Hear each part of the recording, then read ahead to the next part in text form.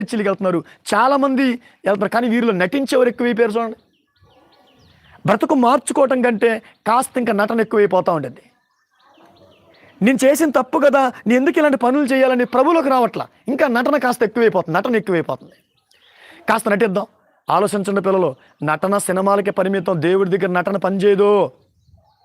ప్రభువులోకి వచ్చిన వారు ఒకప్పుడు నటనకరమైన సినిమాలు, ఈ లోక సినిమాలు చూసి ఇప్పుడు అసహించుకున్న ప్రభువులోకి వచ్చిన వారిని అడుగు, ఏమంటారు తెలుసా? ఆ సినిమాల్లో నాకు నటన ఉండేది, ఇప్పుడు సినిమాలో మానేసా, నా నటన కూడా మానేసా అంటున్నారు. కానీ ఇప్పుడు నువ్వేం చేస్తున్నావు? ప్రభువులోకి వచ్చి కూడా నువ్వేం చేస్తున్నావు? నటించే వాళ్ళు ఎంతమంది ఉన్నారు చెప్పండి కదా. ప్రభువులోకి వచ్చి కూడా నటన, వేషధారణ, పాపాన్ని కప్పుకొని అందరిలో నిర్దోషిగా కనపడేలాగా నేను ఉండాలి, కానీ అందరి దృష్టికి నిర్దోషి కనపడవాలి.